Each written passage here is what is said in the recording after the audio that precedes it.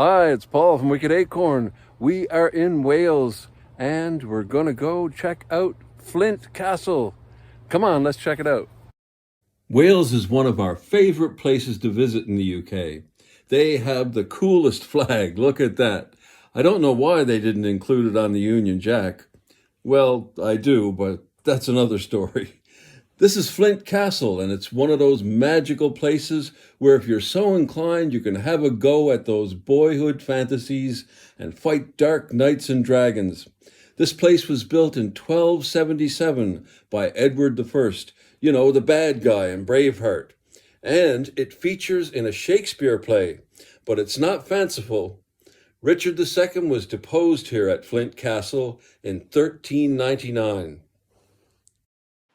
We found this little bench that has the story of Flint. I chose English instead of Welsh. Flint Castle is striking both in terms of its construction and location. Some kind of defensive ditch, a moat. I guess this is a gateway. So we don't know anything about this place. Let's go find out something. We got an ocean on that side. And this is down in a defensive ditch. A moat again, I guess. And there's a lot of damage. Seems to be some kind of arch there. Must have been something. Window, door. And let's start heading in. There's that same tower. Let's see, arrow slits. That tower is unto itself, not connected to whatever this bit over here is. And stairs going up. Looks like my group's gone up. But why did Edward I build a castle here? The English king was on a mission to try to subdue the Welsh. After all, Wales had been a battleground since the Norman invasion of 1066, with Welsh princes keeping up an almost constant battle for their lands. And this is a hole in the wall. This doesn't look intentional, maybe?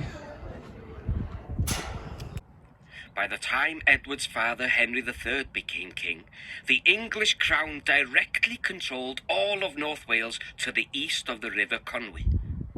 However, the Welsh hadn't given up the fight.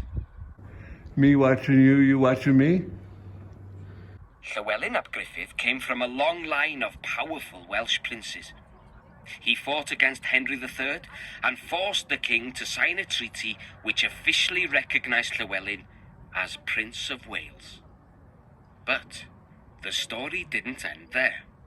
When Henry died, Edward became king, and he and Llywelyn failed to see eye to eye.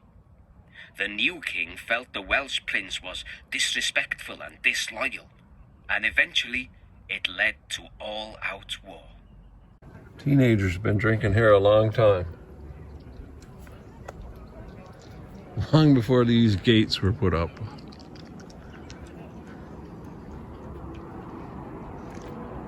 But after there were teenagers, which is a pretty modern invention. And these walls would have continued all along here, much higher than they are today. This is probably a more modern addition. Edward invaded Wales in June 1277. He had already strengthened some of his father's castles in Wales, but decided he needed newer, more powerful fortresses too. Within a month, work was underway on building Flint. The castle was to be a launchpad for the English king's occupation of Welsh lands. And there's some marvelous graffiti here. 1858. Might that be a mason's mark? This is the central area. This is where the girls play football. It was no accident that Edward I chose this site for his castle. It had everything a self-respecting medieval castle builder could desire. Firstly, its location on the banks of the Dee estuary meant it was easily supplied by ships and boats, so it could outlast long sieges. Secondly, its fantastic views along the estuary were a great advantage in terms of spotting any waterborne attackers. Thirdly, it's situated only a day's march from what was then the important English garrison town of Chester. And finally, the site even had a natural stone base in an otherwise marshy area. As castle sites go, it was a no-brainer. Photo tip: include the headland on the left in the foreground of your picture. This will help frame your picture and add an extra dimension or layer to the view. 2. Take a Flint selfie. Behind you is the northeast tower, once the residential quarters of the castle. Perfect background for a Flint selfie, surely. Tilt the panel to the right angle and then place your phone on the shelf below. Set the timer, stand back, and huddle in quickly. How do you take a selfie with this stand? It doesn't move. You're supposed to rotate this stand thing around, I think. So I have to get way down here, scrunch way down. I don't think I can angle it properly. Okay, so we'll pretend I'm in this picture. Built at an original cost of around £7,000, construction work at Flint Castle and its planted town was ferocious, requiring an army of masons, carpenters, and labourers. Records still exist that tell us the names of some of the workmen, their trade, and their day rate. In fact, we know 200 masons were on the payroll here in 1277. They literally left their mark on site. Over 40 masons' marks can be found within the castle. Your challenge is to see if you can find any.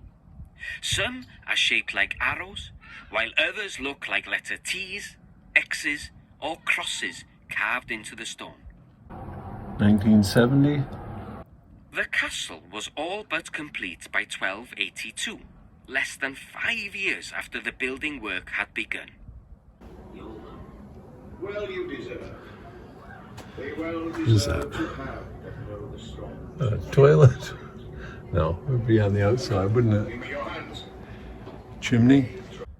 But why call it Flint? Well, the name Flint, or Le Flint, There's that guy we saw the last time we were here. may well be a reference to the castle's rocky base. There's a hole in the floor here. Why was there a hole? There's a hole in the wall too. Or perhaps to the position of the castle above the tide, suprafluent in Latin. Was it also symbolic? Did Edward use the name to signal his desire to light a spark of fire into Wales? This must be a chimney. Is it a toilet or a chimney? Follow the story of Edward I's invasion of Wales by visiting Iwlo Castle, which was built by Llywelyn ap Gruffydd as part of his opposition tactics, and Rhuddlan Castle, which became Edward's headquarters for his assault on Wales. And these are intentional holes, there are arches. There's been a lot of damage or decay.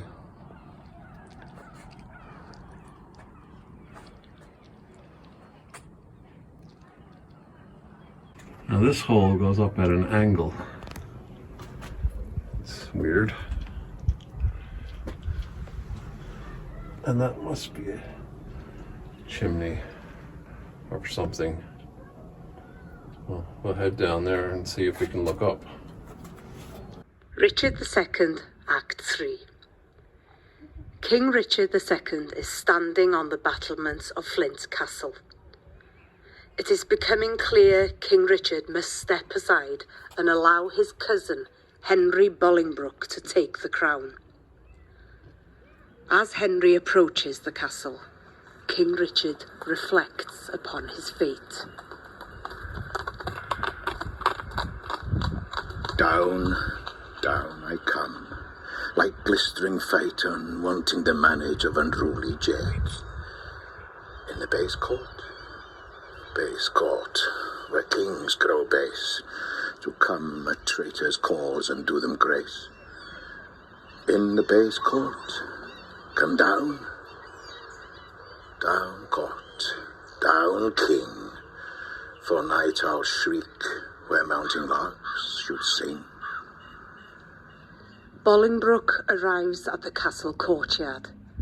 He walks up to Richard and kneels before him. Fair cousin, you debase your princely knee to make the base earth proud with kissing it. Me rather had my heart might feel your love than my unpleased eye see your curtsy. Up, cousin, up. Your heart is up, I know.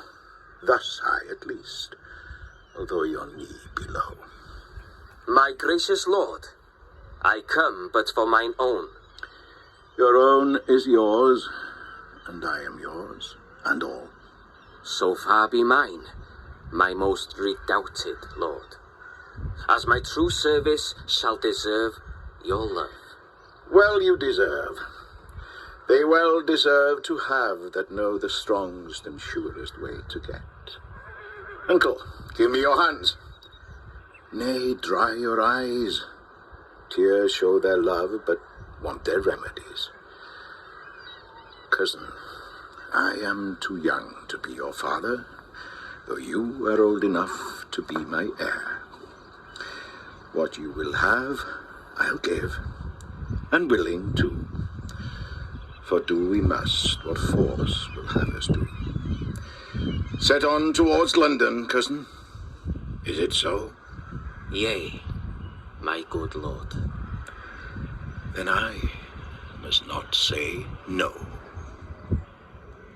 From this moment on, Richard's fate is sealed. That's the stairs we just came down. Another one of these angled holes. Why is that angled so? Up high enough to let in light,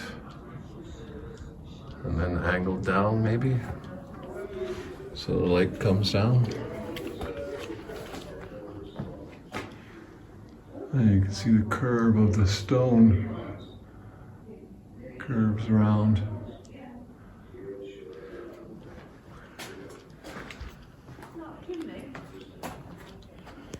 And this, don't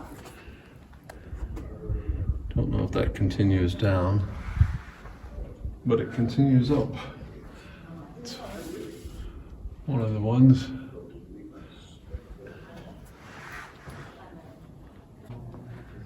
Another one of these. These are the ones we saw from up above.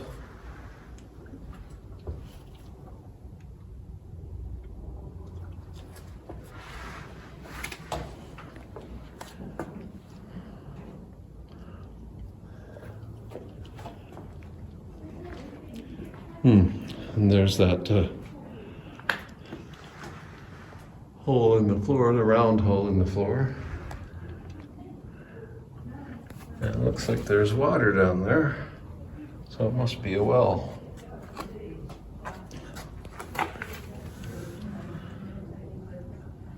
Mason mark.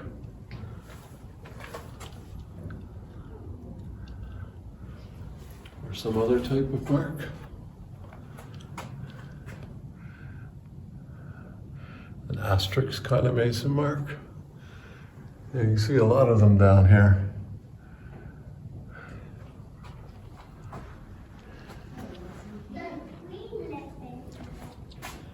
There'll be like 40 of them down here. These are all intended openings, but They've been damaged. It's a pretty good circle. Circle Man was here.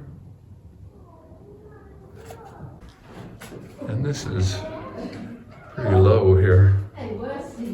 It's tall enough to stand, but lower than we're used to.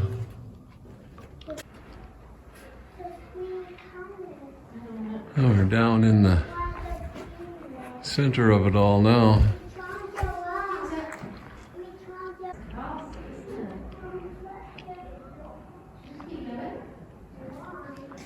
The things that have gone on here.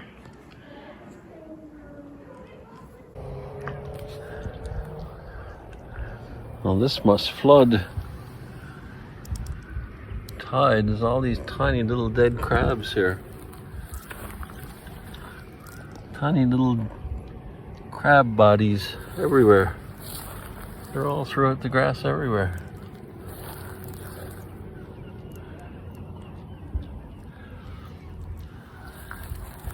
They said it's a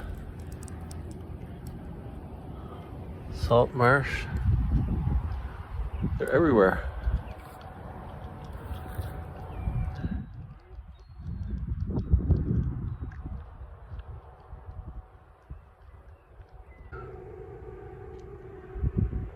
That's what living next to the ocean will do to you.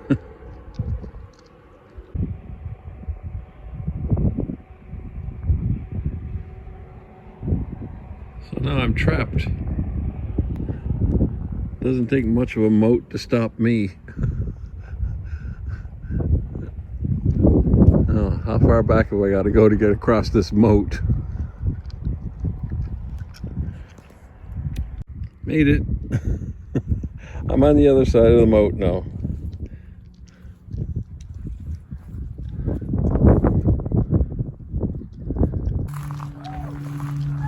Funny how this stone is eroded like this, all pockmarked.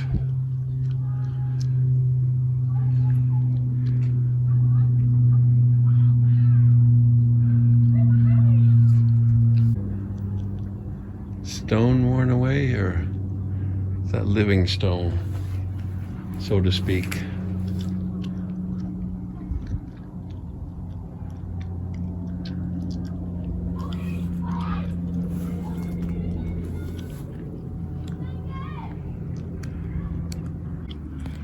All these little holes at regular intervals here. Are they some kind of weep hole? At regular interval, all the way along at that same height.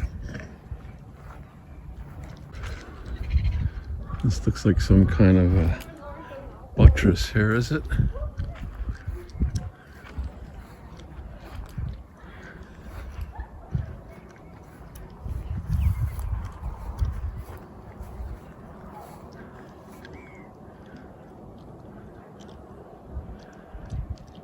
Modern bricks in there.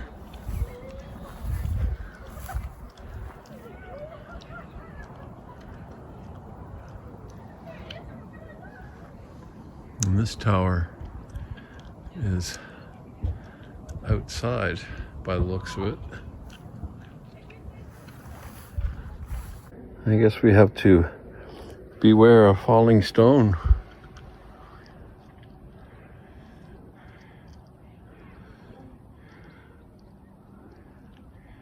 Didn't fall down in one day, did it?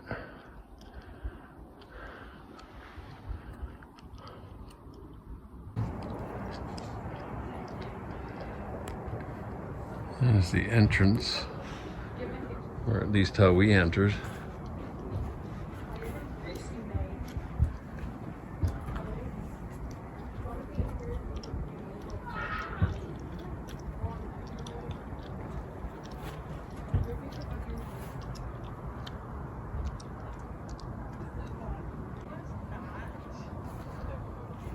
And this tower is closed.